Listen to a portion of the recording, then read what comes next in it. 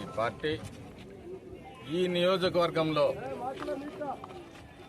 అనుపు lift irrigation ప్రాజెక్టులో కానీ జరివాగు lift irrigation పూర్తిగా మూలబడేశారు. అలాగే మరి పేట సన్నెగళ్ల దగ్గర లిఫ్ట్ ఇరిగేషన్ ప్రాజెక్టు మూలబెట్టారు. డబ్బులుండి కూడా ధర్మవరంలో మరి ఆ ప్రాజెక్టుని మూలబెట్టారు. అంటే ఇతనికి సంపాదన మీద ఉన్న దృష్టి అభివృద్ధి మీద లేదనేది స్పష్టంగా అర్థమవుతా ఉంది. మరి మొన్న ఈ శాసనసభ్యుడు ప్రకటించాడు, ఓడిపోతే శాశ్వతంగా రాజకీయాల నుంచి తప్పుకుంటాను అని చెప్పేసి. మరి అతనికి మాట తప్పటం, మడమ తిప్పటం అనేది మరి అలవాటు.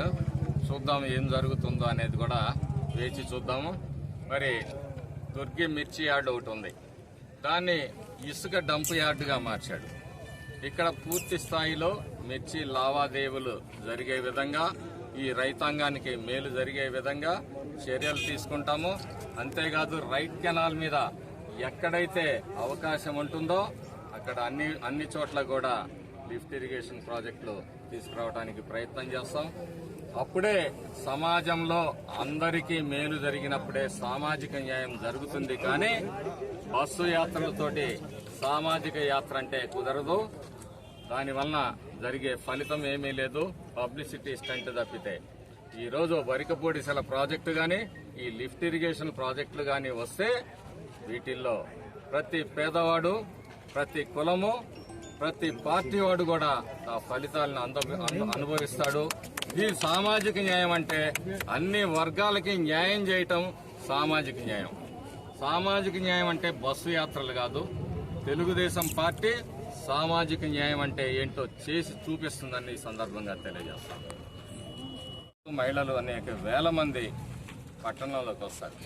కనీసం వాళ్ళకి టాయిలెట్ సదుపాయం కూడా 4 సార్లు శాసనసభ్యుడిగా చేసిన ఈ శాసనసభ్యుడు ఆలోచించలేదంటే ఇతనికి ఏ మేర చిత్తశుద్ధి అని చెప్పి నేను ఆలోచిస్తాను.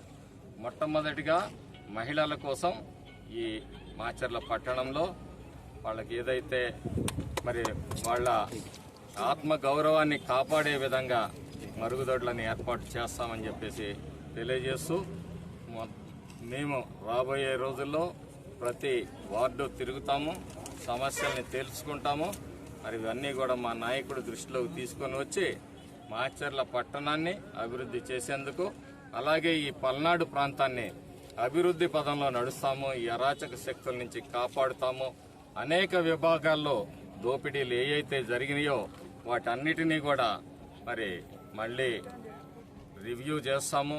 దోషులపై కఠినమైన చర్యలు తీసుకుంటామని చెప్పి సందర్భంగా తెలియజేస్తూ, ఈ పల్నాడులో శాంతియుత వాతావరణం ఉండాలి, ఈ పల్నాడు అభివృద్ధిలో ఉండాలనేది తెలుగుదేశం పార్టీ ఆకాంక్ష. ఈ ప్రాంత వాసిగా నేనైతే ఎక్కడా కూడా ఘర్షణ వాతావరణాన్ని కోరుకోవటం లేదు. అడపాదడపా ఇక్కడ వైసీపీ నాయకులు వెనకటి బుద్ధి మార్చుకోలేకుండా రెచ్చగొట్టే కార్యక్రమాలు చేస్తున్నారు. చేస్తే మాత్రం ఖచ్చితంగా ఫలితం అనుభవిస్తారని చెప్పేసి కూడా ఈ సందర్భంగా హెచ్చరిస్తా ఉన్నాను. 6 నెలలు ఆగితే నేనేంటో చూపిస్తానని చెప్పి ఈ మాజీ మాట్లాడుతూ ఉన్నాడు. నువ్వు నీ చేతనైతే 6 నెలలు అవసరం లేదు, ఇప్పుడే నువ్వేదో ఏం చేయగలుగుతావో చూపించు, మేము సిద్ధంగా ఉన్నాము, పిచ్చి పిచ్చి కూతలన్నీ మానుకోమని చెప్పేసి శాసనసభ్యుడిని హెచ్చరిస్తా ఉన్నాను. ఏదైతే అవసరమో వాళ్ళకి, ఎందులో శిక్షణ అవసరమో అన్నింటినీ కూడా సెన్సస్ ని సేకరించి భవిష్యత్తులో ఎవరికి ఏ విధంగా స్కిల్ డెవలప్మెంట్ లో మరి ట్రైనింగ్ ఇవ్వాలనే ఒక ఆలోచనతోటి ఈరోజు ఆ గణాంకాలకి మరి నాంది చుడతా ఉంది. ఆఖరిగా పేదవాడికి పట్టెడు అన్నం పెట్టే అన్నా క్యాంటీన్ని కూడా దుర్మార్గంగా రద్దు చేశారు. తెలుగుదేశం పార్టీ సొంతగా అన్నా క్యాంటీన్లు పెట్టాలని ఆలోచన చేసినప్పుడు కూడా వాటి మీద దాడి చేశారు. మళ్ళీ పేదవాడికి పట్టెడు అన్నం పెట్టేటందుకు అన్నా క్యాంటీన్ని కూడా మళ్ళీ తిరిగి ప్రారంభించడం అనేది ఒక హర్షించదగ్గ పరిణామం. పేదల పట్ల చిత్తశుద్ధిని తెలుగుదేశం పార్టీ నిరూపించుకుంటుంది. సంక్షేమంతో పాటు ఈ రాష్ట్రంలో అభివృద్ధి జరగాలి, ఈ రాష్ట్ర యువతకి భవిష్యత్తు ఉండాలి, ఈ రాష్ట్రాన్ని కాపాడుకోవాలి అనే ఒకే ఒక ఉద్దేశంతో ఈరోజు మరి ఎన్డీఏ కూటమి ఏర్పడి ఘన విజయాన్ని సాధించి ఈరోజు సంక్షేమ ఫలాలను అందించడానికి కూడా ఒక్కొక్కటిగా చర్యలు తీసుకోబోతా ఉంది. అలాగే భవిష్యత్తులో కూడా ఇక్కడ పోలవరం కానీ, రాజధాని కానీ, మరి నీటిపారుదల ప్రాజెక్టులను కానీ పూర్తి చేసేందుకు ఆలోచనలు చేస్తూ ఉంది. అలాగే మాచర్ల నియోజకవర్గానికి వచ్చి ప్రత్యేకించి వరికపూడిసెల ప్రాజెక్టుని పూర్తి చేస్తాము. అలాగే బొగ్గవాగు నుంచి నీటి సదుపాయాన్ని మాచర్ల పట్టణంలో దాహార్తిని తీర్చడానికి మరి రాబోయే సంవత్సరంన్నర కాలంలోనే ఇవి పూర్తి చేస్తాము. ఇక్కడ మెరుగైన వైద్యశాలను ఏర్పాటు చేస్తాము.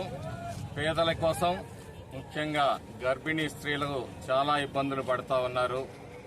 అలాంటి పరిస్థితులు లేకుండా వాళ్ళని ఆదుకునే ప్రయత్నం చేస్తాము. పల్నాడు ప్రాంతం విద్యకి చాలా దూరంగా ఉంది. ఇక్కడ వీలైనన్ని విద్యా సంస్థలను తీసుకురావటం, మరి బడుగు బలహీన వర్గాలకు కూడా విద్యను అందుబాటులో తీసుకొని వచ్చే ప్రయత్నం చేస్తాం. మాచర్ల పట్టణాన్ని కూడా అభివృద్ధి చేస్తాము. ఇవాళ దుర్మార్గమైన పరిస్థితి ఏంటంటే కనీసం మహిళలు ఇంతటి ఘన విజయాన్ని రాష్ట్ర చరిత్రలో ఏ పార్టీకి అందించని విధంగా ఎన్డీఏ కూటమిని ఆశీర్వదించారు. ప్రజలు వాస్తవాల్ని గ్రహించారు. ప్రజలు ఏదైతే మరి పన్నుల బాధతోటి, అలాగే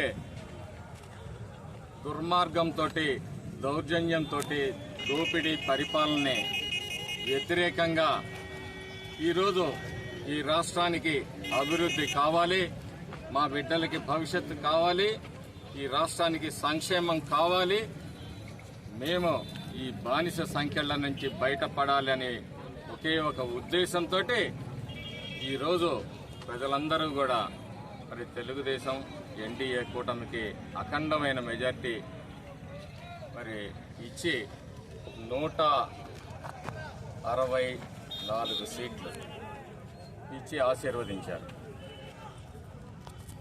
ఈరోజు చంద్రబాబు నాయుడు గారు మొట్టమొదటి సంతకం ఏదైతే ఈ రాష్ట్ర యువతని 5 సంవత్సరాలుగా ఈ వైసీపీ పరిపాలన మోసం చేసిందో దాని మీద మెగా డిఎస్సి మీద 16,000 ఉద్యోగాలు ఈ యువతకి ఇచ్చేదానికి మరి తొలి సంతకం పెట్టడం, అలాగే భవిష్యత్తులో అధికారంలోకి వస్తే వైసీపీ ఆలోచన ఏంటంటే ల్యాండ్ టైటిలింగ్ యాక్ట్ను పెట్టి ప్రజలందరి ఆస్తుల్ని కూడా తాకట్టు పెట్టి మళ్లీ అప్పులు తేవాలనే దుర్మార్గపు ఆలోచన ఏదైతే చేసిందో ల్యాండ్ టైటిలింగ్ యాక్ట్ని రద్దు చేయటం.